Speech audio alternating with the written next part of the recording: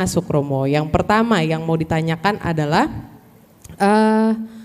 gimana nih Romo? Tadi kan katanya kita perlu memproses kekecewaan dan sebagainya gitu ya, supaya tidak kemudian menumpuk dan membuat kita jadi nggak membuat pasangan kita juga merasa at home gitu ya. Nah, gimana caranya kalau sudah diproses kekecewaannya, sudah berdoa gitu ya, tapi lantas suami itu berubah ke arah yang negatif? Entah itu menjadi ateis atau malah menjadi narsis gitu ya, atau justru suami selalu membela keluarganya sendiri, cuma mau dengerin keluarganya dia Romo, nggak mau mendengarkan apa yang kita sebagai istri sampaikan. Mungkin itu pertanyaan pertama, boleh dijawab dulu gitu Romo? Oke, silakan. Baik, saya berdiri ya, saya senang boleh, berdiri. Iya boleh, silakan Romo, silakan. Makanya saya tinggi.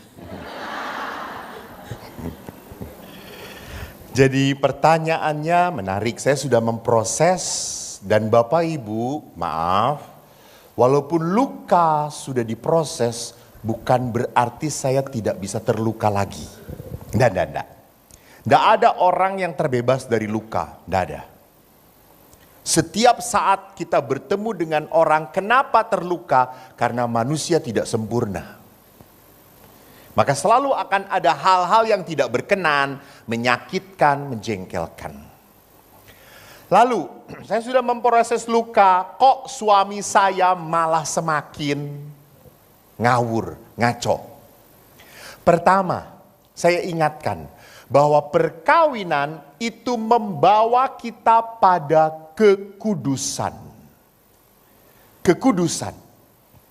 Dan kudus dalam bahasa Inggris adalah holy, tetapi dalam bahasa Latin sanctus. Maka kan ada lagu toh? Sanctus, Sanctus Dominus Deus Sabaoth, kuduslah Tuhan. Sanctus, sanctus ini artinya kudus. Dan di dalam bahasa Inggris kita tahu ada satu kata yang namanya sacrifice. Sacrifice. Apa artinya? Indonesianya? Pengorbanan. Anda tahu sacrifice itu akar katanya dari sanctus. Jadi pengorbanan itu adalah jalan kekudusan. Maka kalau di dalam perkawinan, tujuan perkawinan adalah saling menguduskan demi kekudusan. Maka jangan pernah lupa bahwa kelemahan pasangan, kekurangan pasangan adalah alat untuk menguduskan kita. Jadi kalau Anda punya pasangan baik saja malaikat, tidak pernah punya masalah dan tidak pernah membuat masalah, maka apa? Anda tidak akan pernah teruji.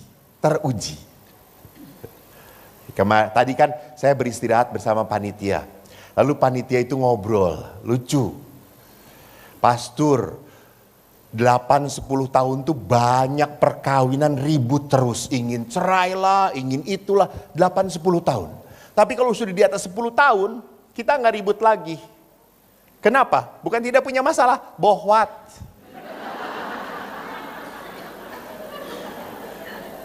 Udah mau ngapain lagi? Dibalikin ke ibunya, ibunya sudah pada mati semuanya gitu ya. Ya sudahlah, bertahan, ditahan-tahan kalau perlu gitu ya. Jadi lihat di sini bahwa kalau kita menghadapi pasangan yang seperti itu, bagaimana? Pertama, saya sudah baik, lalu dia tidak baik. Hati-hati. Ada Bu, Pak, Bu. Kalau Anda punya rumah, lalu rumahnya listriknya mati, apakah Anda akan ganti rumah atau tidak? Nah. Kalau rumah itu bocor, apakah ganti rumah atau tidak? Apa yang harus Anda lakukan? Beresin, sama. Kalau ada suami Anda yang cerewet sulit, ya nggak ganti pasangan. Bereskan. Gitu. Kalau dia tidak mau membereskan, nah bagus. Itu yang disebut sebagai toxic relationship. Saya udah capek. Maka saya belajar untuk apa? Saya belajar untuk apa? Untuk tetap bertahan. Bertahan setia. Walaupun dia seperti itu. Jadi biarlah kebaikan saya yang bisa merubah dia. Bu, urusan saya baik, itu adalah tanggung jawab saya. Maaf, sama di pastoran pun. Saya tuh kalau kemana-mana, saya tuh selalu ingin bawa oleh-oleh. Karena saya ingin teman-teman saya tuh menikmati, saya pergi menikmati oleh-oleh. Dan setelah saya bawa oleh-oleh, kayak kemarin dari Jogja bawa oleh-oleh. Apakah mereka say thank you? No. Never. Mereka tanya, apa itu kok? Oleh-oleh? Oh. Udah. Tahu-tahu besoknya habis saja. Ya sudah. Walaupun saya bawa oleh-oleh, apakah pastor yang lain bawa oleh-oleh? Tidak. Lalu saya kapok? Enggak. Saya mau baik. Saya mau bahagia, menikmati suasana bahagia dengan saudara saya yang 10 ini. Ya ini yang saya lakukan. Di saat mereka tidak berubah, mereka tidak menjadi baik, ya sudah. Ya sudah, bukan tanggung jawab saya. Bu, apakah Yesus bisa mengubah Yudas Iskariot?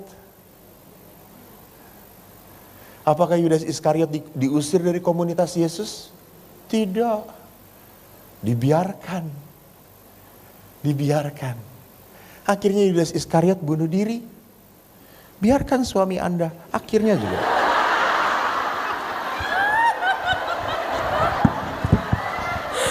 Oke. Terima kasih Romo, mantap. Gak usah dilanjut ya Romo ya, biar lanjutin sendiri gitu ya. Inspirasi. Anda renungkan saja. Romo, ini ada pertanyaan yang kedua nih. Ini kayaknya pertanyaannya dia karena biasalah Santa Ursula ya, wanita-wanita perkasa ya banyak di sini ya Romo ya. Ini pertanyaannya begini. Saya ibu bekerja. Bagaimana pandangan gereja tentang suami atau ayah sebagai kepala keluarga dalam kewajibannya memberi nafkah finansial kepada keluarga? Terlebih kalau suami saya itu adalah punya hobi hutang. Nah ini gimana nih pandangannya nih jadinya? Berdiri lagi.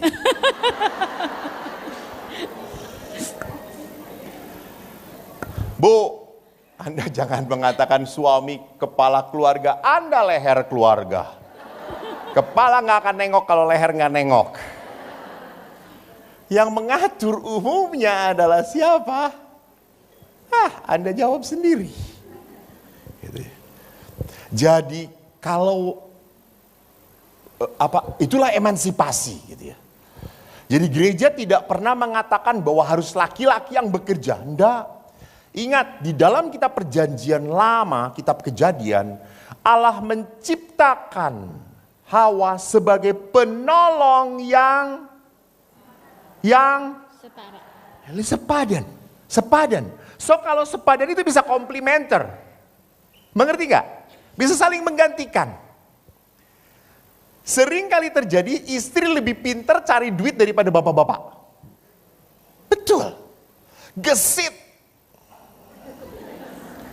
Kalau saya itu kalau disuruh memberi sesuatu seminar dan ibu-ibu yang minta, gantung diri saya ini. Romo tanggal ini bisa nggak? Nggak bisa. Ya sudah, Romo bisanya tanggal berapa? Ya Allah, kata saya itu. Tapi kalau bapak-bapak kemarin tadi dari 2 WA, ini nggak bisa, ini nggak bisa. Oh ya sudah, terima kasih ya Romo. Semoga suatu saat kita bisa. Terima kasih Pak, ini yang gua suka gitu kalau beres dengan bapak, close case. Nah, saya pernah ke warung. Yang jaganya kadang-kadang bapaknya, kadang-kadang ibunya. Lalu kalau saya datang ke warung itu, saya pernah datang mau beli baterai. Kok ada nggak ini baterai alkalin A2 kok? Nggak ada. Adanya Predi. Alkalin ada nggak kok? Nggak ada. Toko lain ada. Sudah selesai. Istrinya jaga, saya datang, saya cobain. Cik, ada nggak baterai ini? Apa itu alkalin ya? Kalau alkalin nggak jual, Freddy itu lebih bagus loh Pak. Berkualitasnya gitu ya. Kalau alkalin itu kan cuma boneka, Freddy mobil dipakai di mana-mana Pak. Freddy itu lebih bagus, terkenal Pak.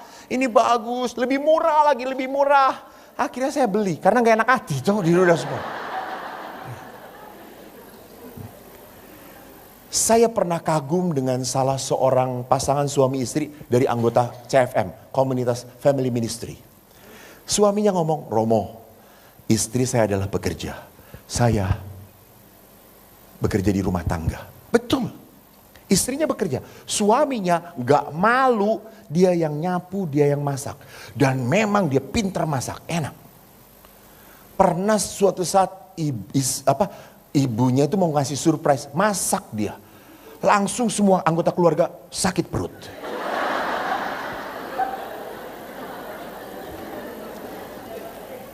Tapi saya suka jadi lihat keluarga modern itu sudah tidak memisahkan lagi. Ini harus menjadi kepala keluarga yang cari uang. No. Gitu. That's right, bahwa laki-laki kulturnya, ingat kultur loh ya. Ini bukan gereja, ini kultur. Kultur di patrilineal, laki-laki provide. That's right. Gitu ya. Dia harus punya tanggung jawab. Karena seperti yang tadi saya katakan, seorang laki-laki punya harga diri kalau dia bekerja. Seringkali dalam kasus yang saya hadapi, suami tidak kerja, kadang-kadang kasar sekali pada istrinya. Nah sekarang kalau kasusnya sudah tidak bekerja, judi lagi. Saya pernah menganjurkan kepada seorang ibu yang suaminya judi. Saya menganjur, Bu, kalau orang sudah judi bisa apapun dijual. Dia udah gila. Kalau orang udah judi edik apalagi ketagihan, itu sudah tidak pakai otak lagi. Dia udah dikuasai iblis setan. Maka saya mengatakan, maaf Bu, karena kasus ini ya saya ngomong ya. Karena kasus ini ibu tolong, ibu masih punya 2 anak yang harus sekolah. Maka ibu simpen uang dengan nama sendiri atau anak dan tidak perlu diketahui suami. Karena kalau kayak seperti itu buka-bukaan habis. Gitu ya. Jadi di sini perlunya sesuatu kebijaksanaan. Betul bahwa kan harus terbuka. Ya terbuka kalau suami nggak sinting. Kalau suami sinting dan ngawur, hancur semuanya. Gitu ya. Maka di sini perlu kita minta tuntunan Roh Kudus. Benar enggak Tuhan apa yang saya lakukan ini? Terima kasih.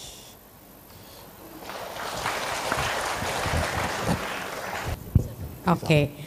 Nah mungkin saya mau gali sedikit dulu ya Romo ya. Tadi kan minta tuntunan Roh Kudus, benar gak yang kita lakukan gitu. Nah tadi kan Romo yang bilang katanya kalau perempuan banyak kan bicara, kadang-kadang Tuhan ngomong kita gak dengar gitu ya Romo ya. Nah cara bedainnya ini memang Tuhan atau Roh Kudus yang bicara sama kita atau bukan tuh gimana? Ya, apakah ini dari Roh Kudus atau tidak? Yang paling mudah adalah kalau ini suara Tuhan selalu menuntut pengorbanan pertama. Dan yang kedua, buahnya damai, sukacita, kasih, pengampunan. Jadi itu 2 hal. Ya. Pertama, selalu menuntut berkorban kalau suara Roh Kudus, suara Allah. Yang kedua, dari buahnya. Oke, berarti setelah kita memutuskan itu di sini rasanya ada kedamaian, sukacita gitu ya Romo ya. Benar. Oke, baik. Nah kita lanjut ke pertanyaan berikutnya Romo. Pertanyaan berikutnya, ini posisinya sebagai anak Romo yang bertanya gitu ya. Bagaimana sikap saya sebagai anak di tengah orang tua yang ingin bercerai dan selalu saling menyalahkan. Itu anaknya pengennya kan keluarganya tetap bersatu. Nah gimana caranya? Pertanyaannya gitu Romo. Ya. Saya punya kasus kayak gitu. Jadi kalau udah tua dia mau cerai, biarin. Nggak akan cerai, nggak akan. Cuma ngomong doang. Karena mereka hanya mau saling diperhatikan oleh anak-anaknya. Sebetulnya ini adalah apa? Adalah cara mereka untuk diperhatikan. oleh anak-anaknya. Jadi jangan dianggap serius. Mama mau cerai, emang mau hidup dengan siapa? Lalu Anda jadi, no. Itu adalah attract, cara menarik dia supaya anak-anak memperhatikan. Anda ingat film itu? Tika, siapa sih yang Batak itu? Ngeri-ngeri sedap. Iya benar. Benar-benar. Yang pulang ke tanah Batak, iya, yang suami istrinya mau cerai itu, itu kasusnya. Ngeri-ngeri sedap, betul, ngeri-ngeri sedap. Itu kasusnya gitu ya. Jadi di kasus-kasus tertentu sering kali, kenapa? Karena mereka ingin diperhatikan. Mereka tidak sungguh. Karena kalau sudah tua mau cerai, mau ngapain? Gitu ya. Tidak ada sesuatu yang, kecuali kalau mereka memang argue betul gitu ya, saling menyakiti. Nah itu beda. Gitu. Kalau sudah saling menyakiti, sudah saling tidak bisa hidup lagi betul-betul, berarti memang mereka bukan cerai. Take distance aja dulu, nggak perlu pakai surat cerai. Ambil jarak saja, wong sudah tua kok. Satu di mana namanya? Satu di Cipinang, satu lagi di Nusa Kambangan. Ambil saudara. Artinya ngambil jarak supaya mereka gitu ya. Supaya mereka merasakan pengalaman merindukan. Benar, merindukan. Kan? Saya pernah seminar di Malaysia. Lalu ada seorang oma opa. Itu usianya sudah hampir mencapai 80. Masih ikut seminar, keren. Lalu saya tanya istrinya, Bu, Oma, apa yang membuat Oma bahagia? Pastor, tapi pakai bahasanya Melayu ya. Saya pakai bahasa Indonesia nggak bisa. Pastor, saya bahagia sekali. Suami saya pernah ngomong, Ma, kamu jangan mati duluan ya. Saya kalau mati duluan sedih. Saya tidak ada yang melayani. Kamu tuh istri yang baik. Kamu selalu tahu apa yang saya butuhkan. Saya tuh gak bisa hidup tanpa kamu. Terus saya datangin engkongnya. Kong pernah ngomong gitu? Iya pastor. Iya memang istri saya baik pastor. Baik sekali. Terus saya tanya. Kong apa dalam hidup engkong yang paling membahagiakan? Saya bahagia Romo pada saat istri saya ngurus cucu 3 bulan.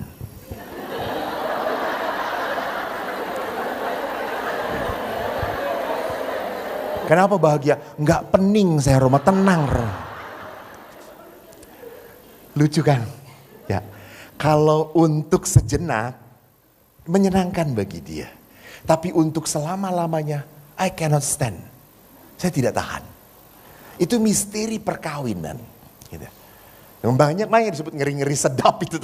Jadi itu misteri di dalam sebuah relasi. Memang saling menyakitkan kadang-kadang, tetapi juga saling merindukan. Ada sesuatu yang gua butuh dia.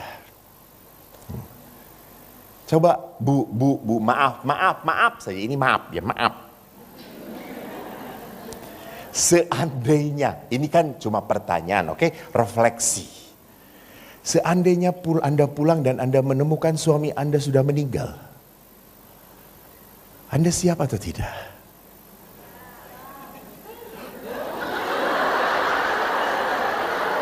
Beda lulusan Ursula sama beda. Siap.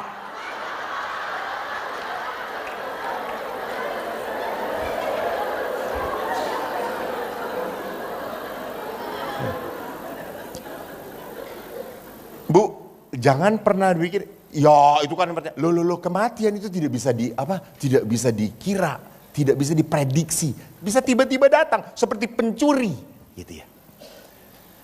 Pada saat kita bersama kita selalu melihat kekesalan, kejengkelan pada saat dia tidak ada.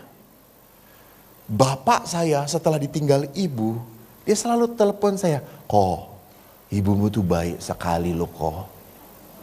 Padahal saya kagum.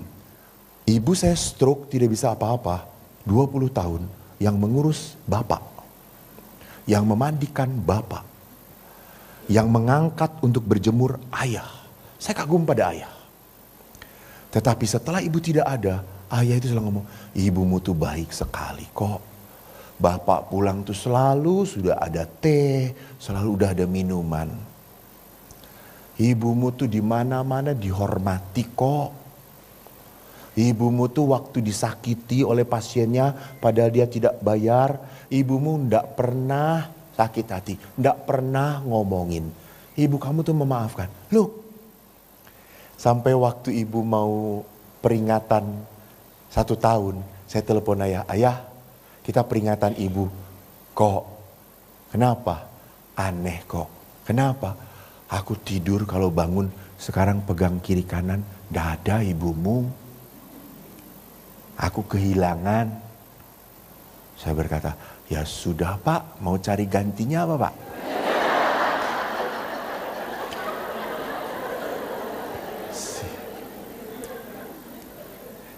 Bu, lebih sedih kehilangan orang tua atau pasangan hidup? Udah jangan bingung, strict saja jawabnya. Pasangan orang tua, pasangan orang tua. Umumnya, ini yang umum, karena Ursula tuh kan gak umum tuh ya, aneh-aneh gitu ya. Tuh.